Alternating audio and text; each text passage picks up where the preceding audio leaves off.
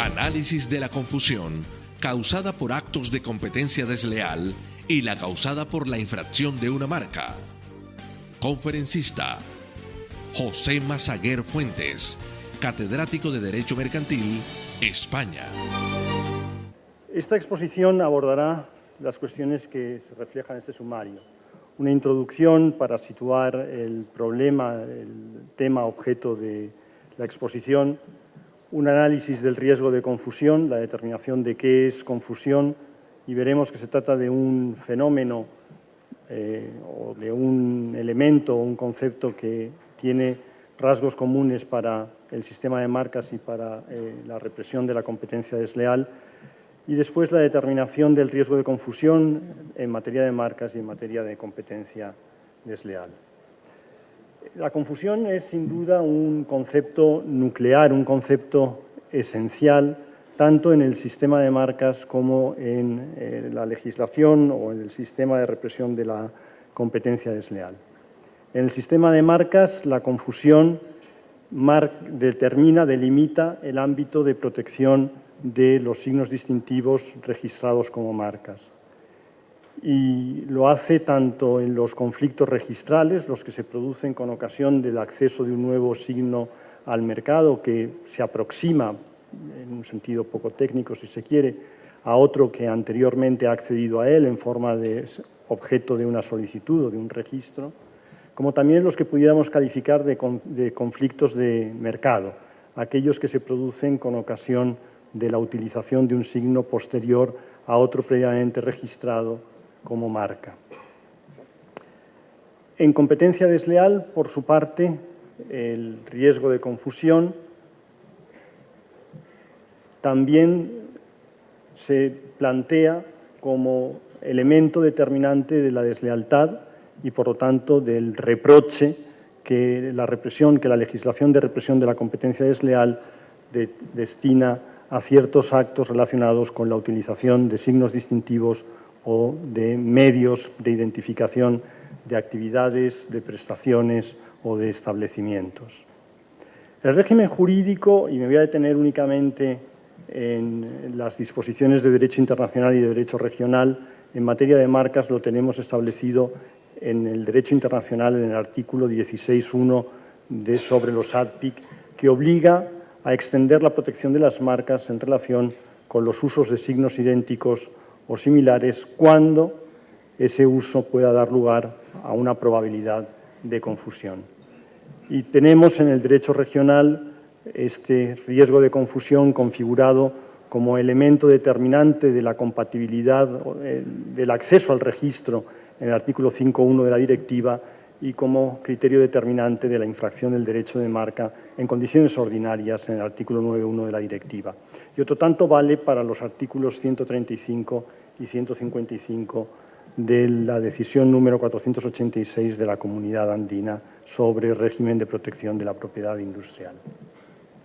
Y en competencia desleal también tenemos ubicado o centrado definido como supuesto de competencia desleal la confusión en los textos normativos internacionales, como es el caso del artículo 10 bis, apartado tercero del Convenio de la Unión de París, y es el caso del artículo 6.2a de la Directiva de la Unión Europea sobre prácticas comerciales desleales. Esta directiva, y aquí me detengo brevísimamente en un apunte de derecho comparado, pero que nos va a valer para entender la ubicación del acto de competencia desleal, confusión en el seno de los actos de competencia desleal, tipifica, o mejor dicho, define la confusión como un supuesto de engaño, como una modalidad de engaño. Está en el artículo 5 dedicado a los actos de engaño y este precepto empieza diciendo también tendrán la consideración de actos de engaño aquellos que consistan en la utilización de signos distintivos, nombres y marcas y otras marcas no registradas, llega a decir, cuando se produzca confusión. Veremos que efectivamente comparte con el engaño la transmisión de información falsa, la inculcación de una representación de la realidad que no se corresponde o de una representación que no se corresponde con la realidad, solo que en relación con un aspecto muy determinado, como es la procedencia empresarial de una actividad, de una prestación o de un establecimiento. ¿Quién está detrás del establecimiento que se distingue en el mercado con una determinada enseña o rótulo? ¿Quién está detrás de la actividad empresarial que se presenta en el mercado con un determinado nombre comercial o signo distintivo? No es buena técnica legislativa, pero esta directiva no es precisamente un dechado de virtudes en técnica legislativa. Y tenemos finalmente este artículo 259, letra A, de la decisión número 486 de la Comunidad Andina, que reproduce el artículo 10 bis, apartado tercero, letra I, del Convenio de la Unión de París. En cuanto al concepto, la confusión, si quisiéramos definirla en unos términos generales y naturalmente necesitados de precisión y de concreción, de afinamiento, la confusión es el error sobre la procedencia empresarial de un producto, de un servicio, de un establecimiento o de una determinada actividad empresarial. Y así considerada es una noción común a derecho de marcas y a derecho contra la competencia desleal, en los que juega un papel distinto pero extraordinariamente próximo. Estructuralmente es distinto el papel que se les asigna, pero funcionalmente en los dos casos es el efecto, si se prefiere la circunstancia, la probabilidad que va a determinar lo indebido de una conducta, lo indebido del registro de una marca solicitada, lo indebido de la utilización de una marca o signo distintivo no registrado, lo indebido de la utilización de un medio de identificación de prestaciones, actividades o establecimientos realizado en el mercado. Pero más allá del objeto, es decir, de qué es aquello cuya utilización puede dar lugar a confusión con qué, la confusión es un concepto común en ambos ámbitos. En marcas, lo que se trata es de establecer el alcance de la protección de una marca registrada. En competencia desleal, el reproche de deslealtad de una determinada conducta. Pero ¿qué significa confusión? En realidad es lo mismo en uno y otro orden. ¿Y qué es confusión? Después de una jurisprudencia que ya cuenta con más de 100 años y está plenamente consolidada, tenemos que confusión es generalmente aceptado, es lo mismo en materia de marcas y en materia de competencia desleal, y que son distintas las modalidades de falsa representación de la realidad sobre la procedencia empresarial de un producto o servicio, de una actividad o de un establecimiento, que caben dentro de esta noción. En ese sentido, y siguiendo a una clasificación muy consolidada en la doctrina alemana y que se ha asumido en otros países, desde luego en España es el caso, tenemos que la confusión puede darse en un sentido estricto o en un sentido amplio. Y en un sentido estricto se identifican dos grupos de casos.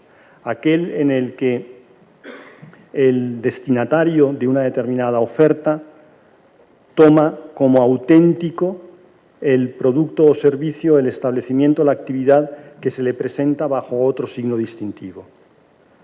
Hay una confusión en sentido estricto que se llama mediato o directo. Se toma la oferta por la original, cuando evidentemente no lo es.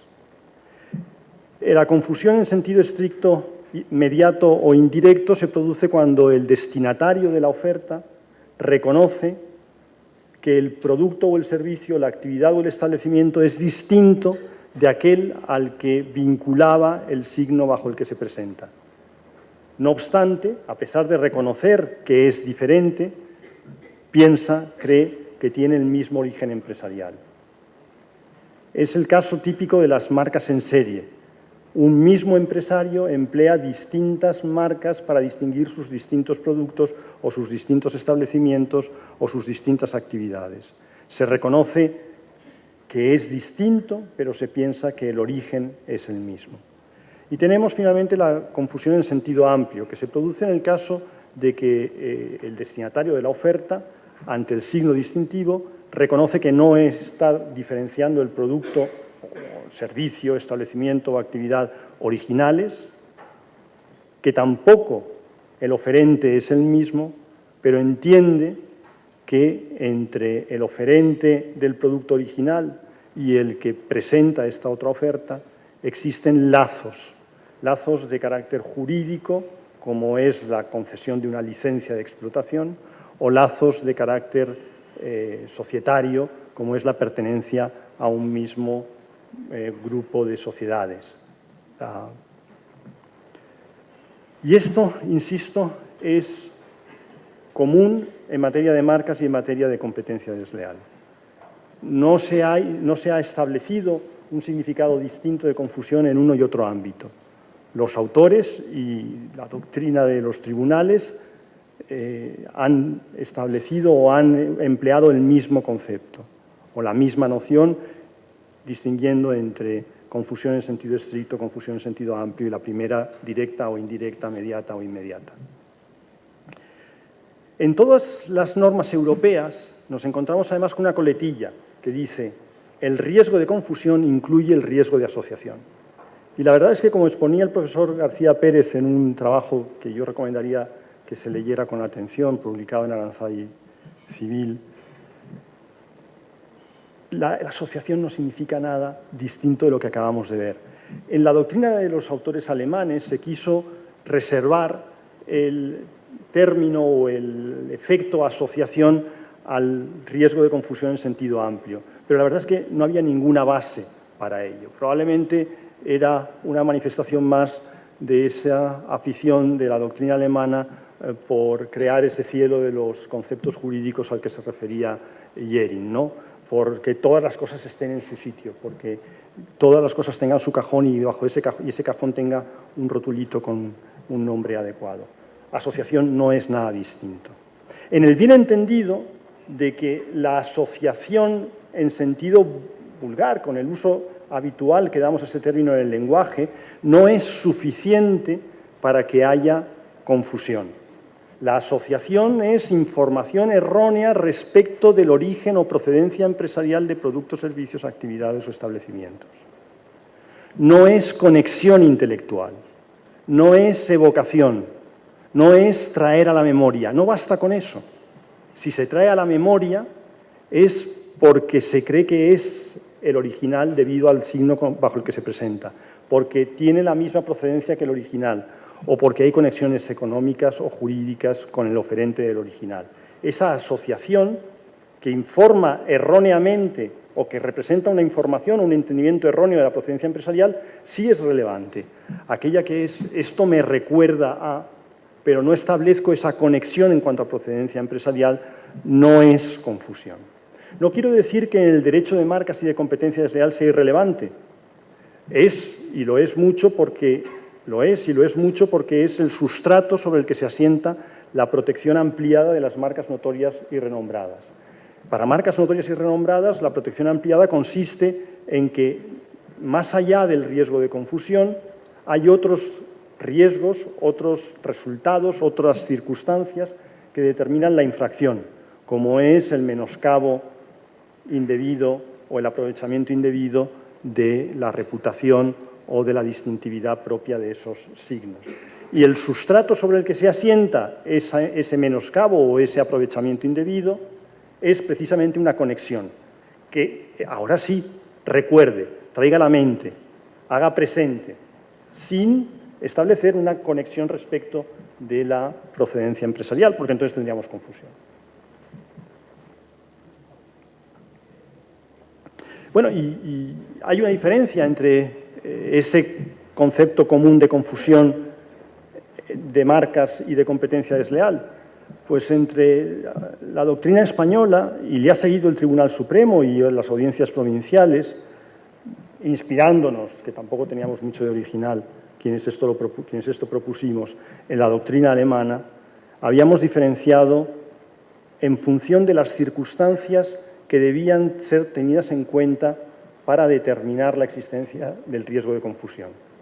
en marcas y en competencia desleal. Y así, en una frase que hizo Fortuna o en una expresión que ha hecho alguna Fortuna, se hacía referencia a confusión en abstracta o normativa que se reservaba para las marcas y una confusión fáctica que se reservaba para la competencia desleal.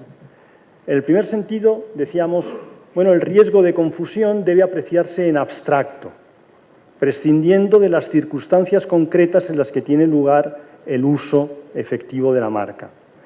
En unos casos porque dirime conflictos registrales, conflictos de acceso al registro, y ahí los dirime también cuando no se utiliza la marca anterior, porque hay un plazo de 5 años para poder utilizarla.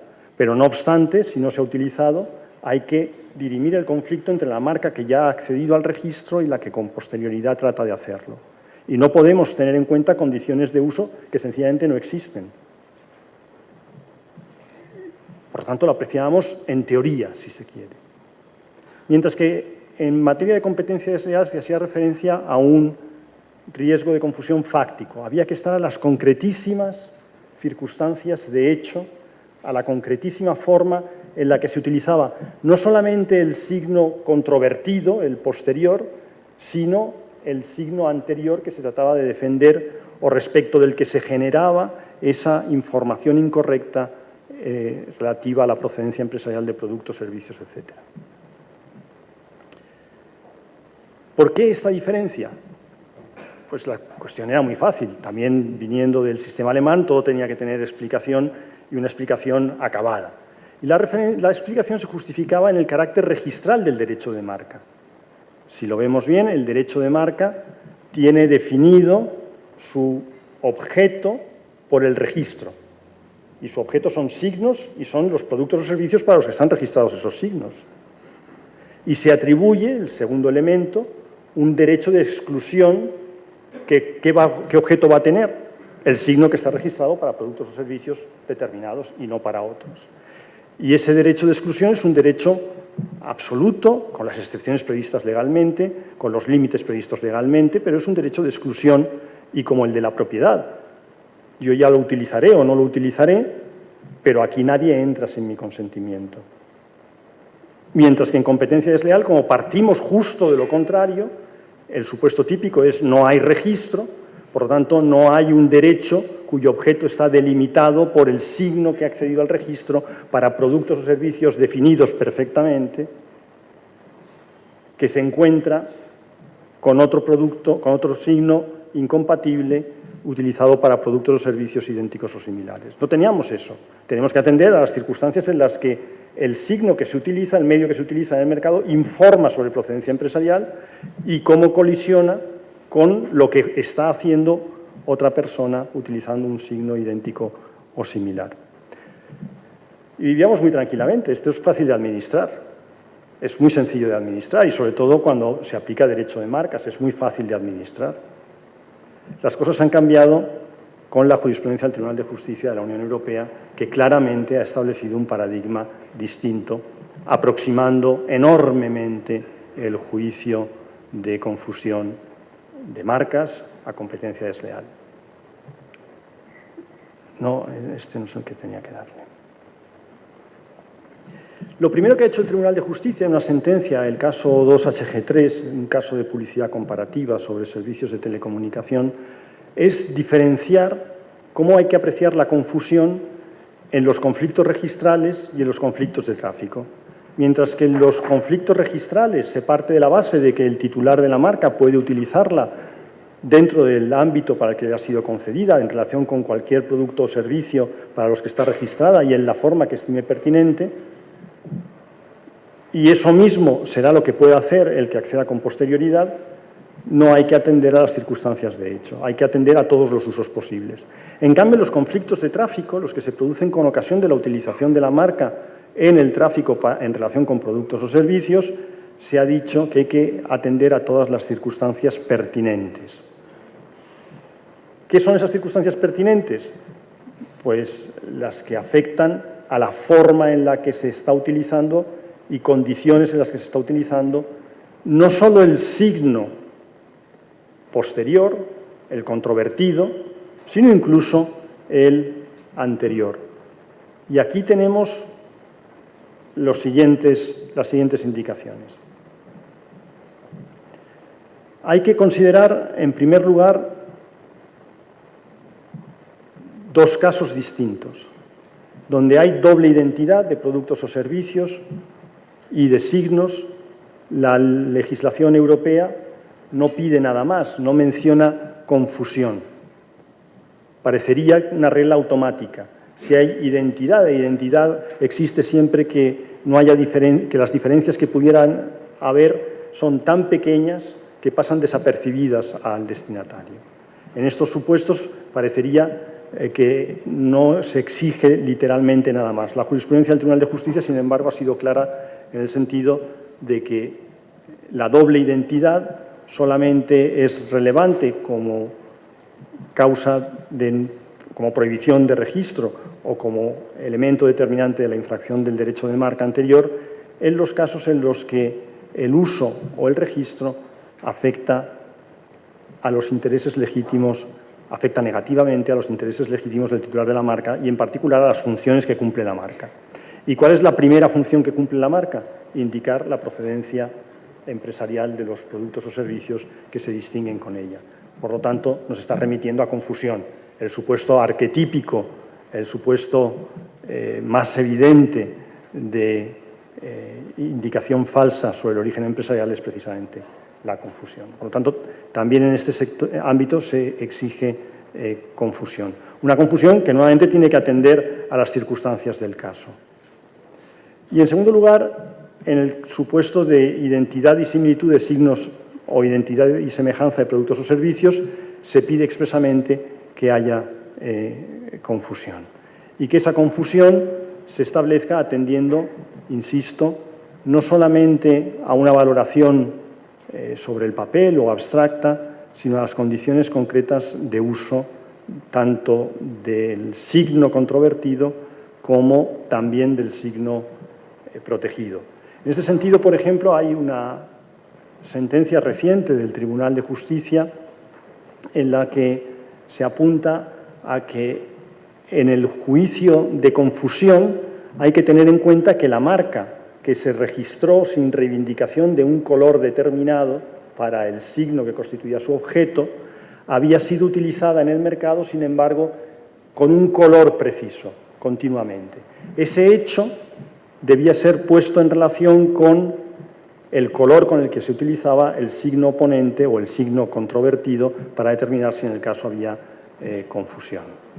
En los supuestos de los motores de búsqueda, donde había doble identidad, el Tribunal de Justicia dijo que había que estar no solamente al resultado que arrojaba la búsqueda, el motor de búsqueda con el meta tag y que aparecía el AdWord, la publicidad enlazada o el anuncio enlazado, sino también a las indicaciones que hiciera el anunciante para poner de manifiesto que no existía conexión con el titular de la marca registrada. Por tanto, se valora con un gran detalle las condiciones de uso. Y eso está bien lejos de ese riesgo abstracto o esa apreciación teórica que mencionábamos con anterioridad. Pero todavía se ha ido más lejos. Y se ha ido más lejos porque en aquellos casos en los que el riesgo de confusión se produce en un determinado territorio de la Unión Europea, pero no en otros territorios de la Unión Europea, respecto de marcas comunitarias con vigencia o de la Unión Europea con vigencia en todo el territorio de la Unión, se ha establecido que la extensión territorial de la cesación de la orden de prohibición de uso de la marca infractora excluirá el territorio donde no hay riesgo de confusión. Bueno, yo creo que este puede ser el desarrollo último, y desde luego lo es en el tiempo, de este carácter fáctico, ya al margen de que ponga en duda o ponga en cuestión el carácter unitario de la marca comunitaria. Pero si lo trasladamos a un determinado territorio nacional, nos encontraríamos con casos como uno que mencionábamos ayer, de que la discoteca de Barcelona, que nunca lo ha utilizado en Pamplona, creo recordar que era, en Pamplona, pues como nunca lo ha utilizado en Pamplona, no puede prever que haya una prohibición de uso que afecte al pamplonica, diría yo, ¿no? Yo tengo muchas objeciones en relación con la bondad y la corrección técnica de esta aproximación, pero también expongo que es la que hay y es difícil pensar que pueda haber un cambio. Lo que quiero poner de manifiesto es que esto que era muy comprensible en materia de competencia desleal, este análisis fáctico apegado a las circunstancias de hecho, que era característico de competencia desleal, se ha trasladado a marcas y ya no hay diferencias.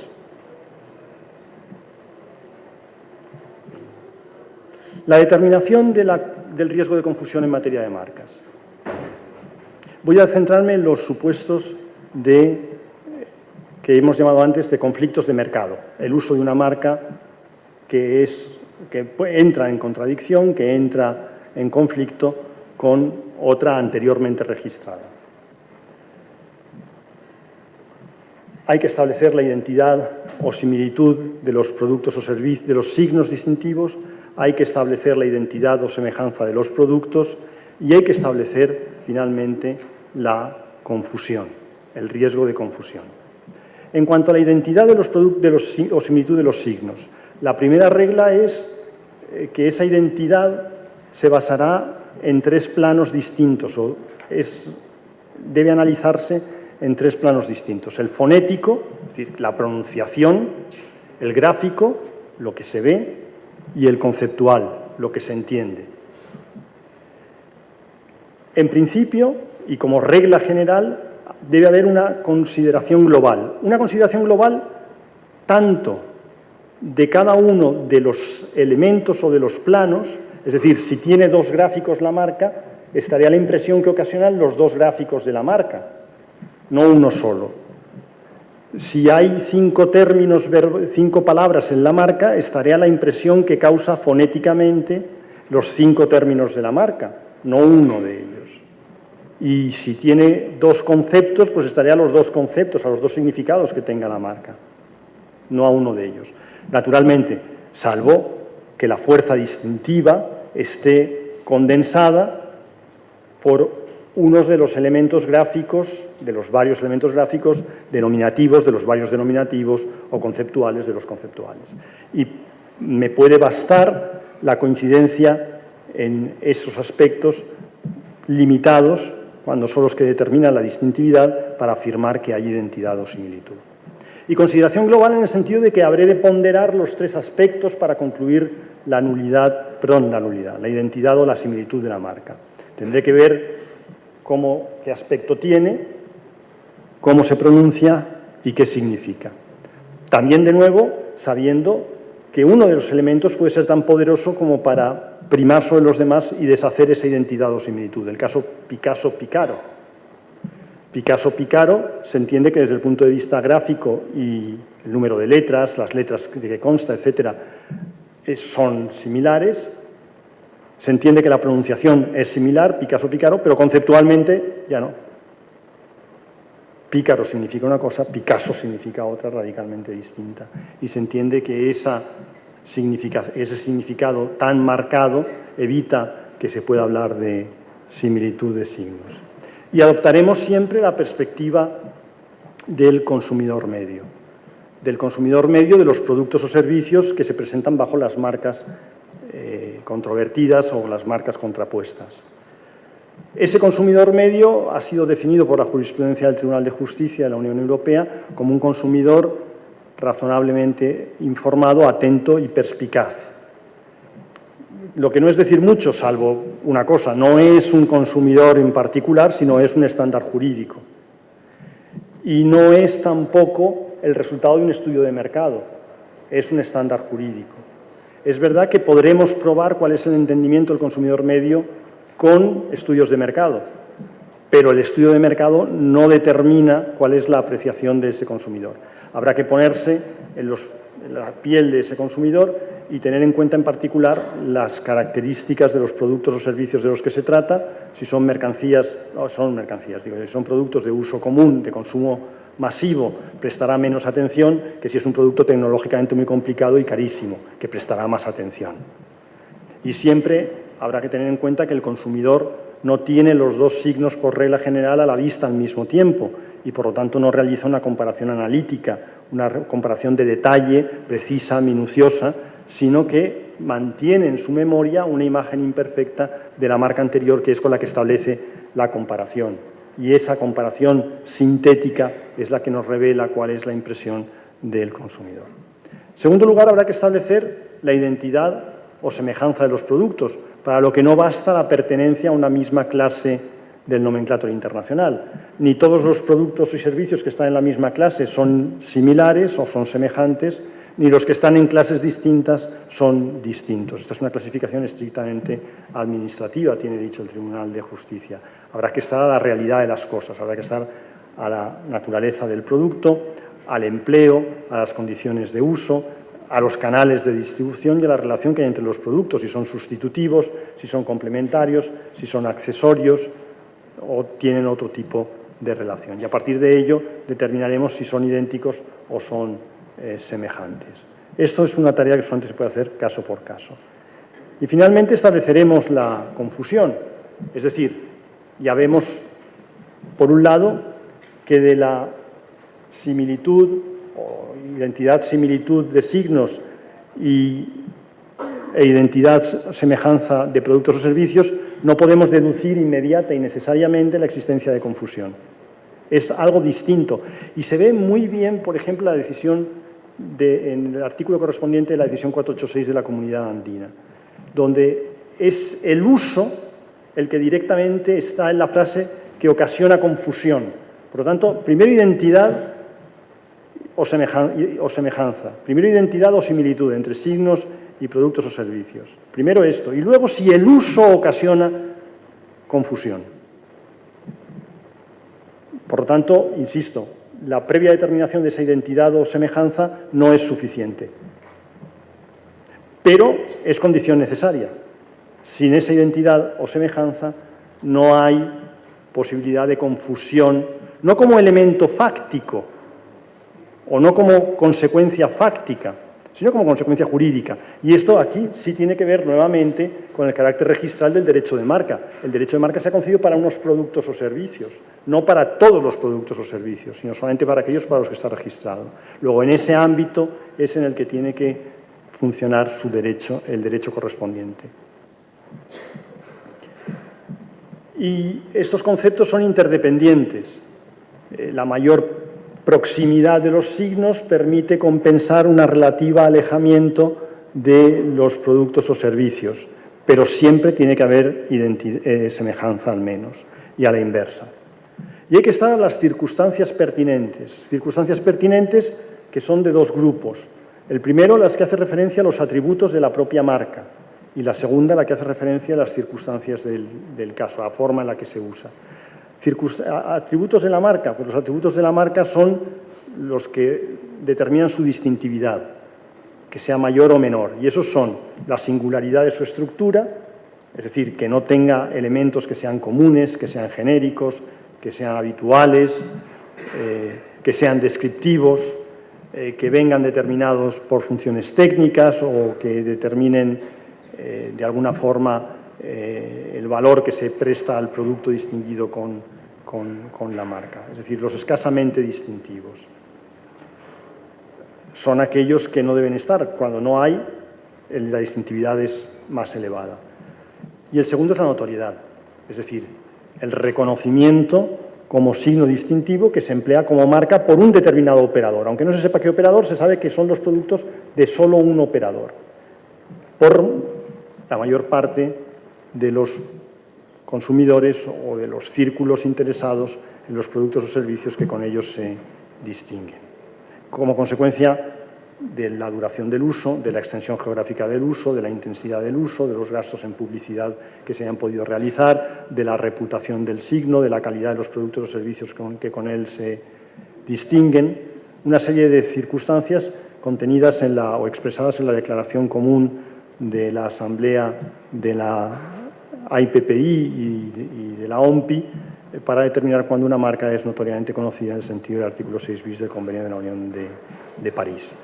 Y esa notoriedad, o si se prefiere, esa distintividad, sea estructural, sea derivada del uso, determina una mayor protección de la marca. Es decir, no necesitaríamos tener un grado de similitud extraordinario o muy intenso o intenso, y nos bastará un grado de similitud menor entre signos o menor entre productos o servicios para poder afirmar la existencia de un riesgo de confusión.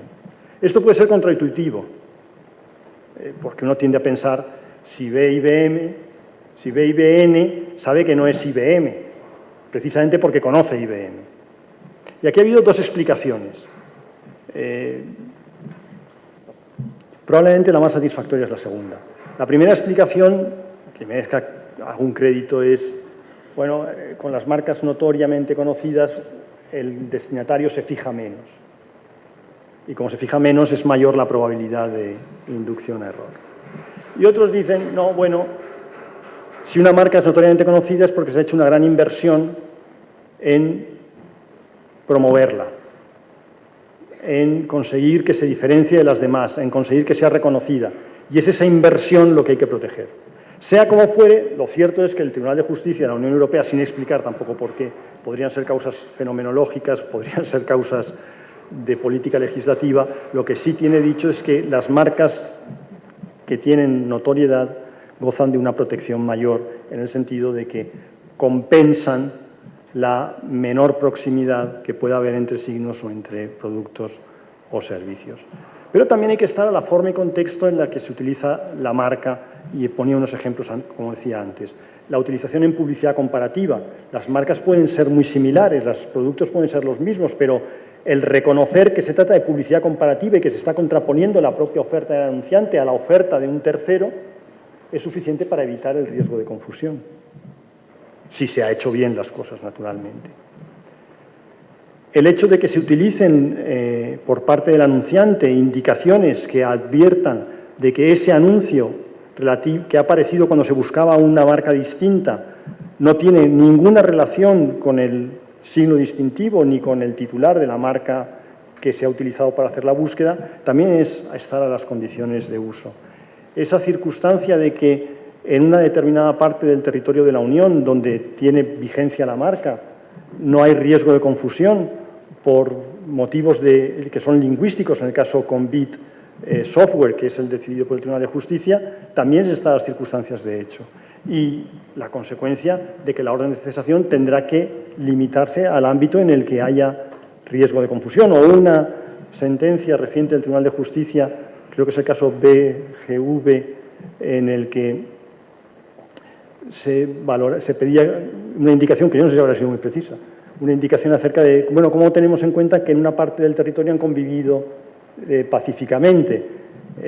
Dice, sí, hay que tenerlo en cuenta. Lo que no sabemos es si lo tenemos en cuenta para que en esa parte del territorio no alcance la orden de cesación o lo tenemos en cuenta para decir que no hay riesgo de confusión.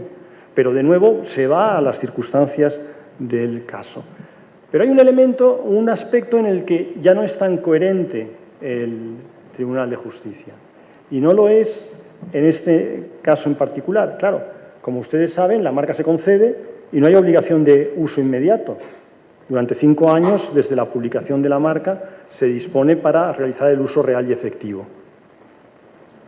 Y claro, naturalmente, y no hay norma en el derecho de la Unión Europea sobre marcas que exija como condición para poder ejercitar el jus prohibendi el demostrar que se utiliza la marca. Por lo tanto, podría ocurrir un conflicto de los que he llamado de mercado en el tercer año de vigencia de la marca. Si hay que estar al grado de conocimiento que los consumidores tienen de la marca, a la forma en la que se utiliza la marca para determinar el riesgo de confusión, pues difícilmente podríamos llegar a que aquello que no se ha utilizado, a pensar, se conoce realmente, se distingue realmente y hay un riesgo de confusión. El Tribunal de Justicia ha dicho que no están excluidas. Es verdad que no ha dicho cómo hay que manejar esto, porque la pregunta fue la que fue, si estaban excluidas las marcas no utilizadas de la protección frente a los usos de mercado incompatibles. Y vamos con competencia desleal, para acabar en los minutitos que nos quedan. Bueno, ya hemos visto que se han difuminado las diferencias sustantivas entre un riesgo de confusión y otro riesgo de confusión. y las diferencias en la forma de apreciarlo. Lo que nos queda realmente como diferente son los supuestos a los que se aplican, porque la apreciación del riesgo de confusión se basa, primero, casi voy a mencionar una cuestión con la anterior, por regla se va a tratar de marcas, de signos distintivos, de medios que no están protegidos como marcas. Esa es la gran diferencia. Luego, no partimos de la preexistencia de un derecho exclusivo, del derecho a impedir que otros sin consentimiento utilicen en determinadas circunstancias. Así que lo primero por lo que nos tenemos que preocupar es, uno, ¿es el medio que utiliza el otro adecuado para informar sobre la procedencia empresarial? Es decir, ¿es distintivo el anterior y el controvertido? ¿Y está consolidado en el tráfico y es reconocido en el tráfico el signo anterior o el medio de diferenciación anterior como propio de un determinado oferente y no de otros? Esto que nos lo da hecho la estructura del derecho de exclusión de marcas, no lo tenemos en competencia desleal, es lo primero que tenemos que probar. Mientras que allí es una circunstancia o un elemento determinante de la probabilidad de confusión, aquí es la base del acto de competencia desleal. Si el elemento que se utiliza para diferenciar no es distintivo y no se ha consolidado como distintivo por razón de su uso y no es reconocido como el propio de un determinado oferente, no hay confusión posible. La siguiente cuestión que nos tenemos que preguntar es por la identidad entre esos signos y la siguiente cuestión que nos tenemos que preguntar es cómo los ve el consumidor, y en eso coincide con el derecho de marcas. En lo que se diferencia también del derecho de marcas es que aquí no hay un principio de especialidad. La protección no está limitada, el riesgo de confusión no está limitado por la identidad o similitud de los productos. Pero esto, que queda muy bien dicho, hay que llevarlo a la práctica. Y en la práctica, en la mayor parte de los casos, nos encontraremos que tiene que haber una cierta proximidad, porque sin proximidad no va a ser muy fácil atribuir la misma procedencia o creer que es ofrecido, o sea, pensar que es el original, pensar que tiene la misma procedencia o que existen relaciones económicas. Y en cuanto a los supuestos, pues en primer lugar, aquí ya no caben solamente signos que puedan ser objeto de marca, sino que cabe cualquier medio que sea adecuado para identificar un determinado producto o servicio, una determinada actividad, un determinado establecimiento, por razón de su procedencia empresarial, por razón de su origen empresarial o profesional. Y aquí encontramos, en primer lugar, los signos distintivos que podrían haber sido objeto de marca, pero no han sido objeto de marca, porque no se han registrado como marcas. Ese es el primer supuesto. Pero también nos encontramos con las marcas registradas. En aquellos casos en los que quien invoca el interés no tiene una acción de infracción del derecho de marca. No puede pedir la cesación. ¿Qué casos son estos? El primero, y más claro, el del distribuidor de productos de marca, que no es licenciatario y, por supuesto, no tiene la licencia inscrita. ¿Tiene un interés económico legítimo en que su oferta no sea confundida con la de otros por razón de la utilización de la marca que lleva los productos? Naturalmente que sí. ¿Y constituye la utilización de una marca confundible una desviación de su clientela? Naturalmente que sí. Son los supuestos de protección complementaria. En el caso de una apropiación indebida de marca, la legislación, estoy pensando ahora en la española, reconoce una acción reivindicatoria para obtener el registro de la marca a favor de aquel cuyo signo fue apropiado por otro indebidamente como marca, pero no le reconoce una acción de cesación. Esa acción de cesación hay que buscarla en la legislación contra la competencia desleal. Pero también tenemos la presentación comercial de los productos, es decir, el conjunto de la forma en que se presenta en el mercado, los rótulos de establecimiento, lo que ustedes creo que llaman enseñas, las denominaciones sociales que se utilizan en el tráfico y que identifican a un determinado oferente, los títulos de películas, de novelas, de series de cómics, la publicidad o todos los elementos susceptibles de ser objeto de merchandising. El nombre de un evento, el nombre de un acontecimiento, con independencia de si no están registrados como marca, naturalmente. El nombre de una institución benéfica o el nombre de una institución cultural. Aquí es donde encontramos fundamentalmente la diferencia, en los supuestos a los que se aplica, porque la forma de aplicarlo es, como hemos visto, prácticamente la misma, con la única diferencia de que tendré que establecer de facto la distintividad, el reconocimiento y la consolidación del signo anterior, incluido en estos supuestos, que no es objeto de marca, como presupuesto de la confusión. Y dicho esto, concluyo y agradeciéndole su atención. Muchas gracias.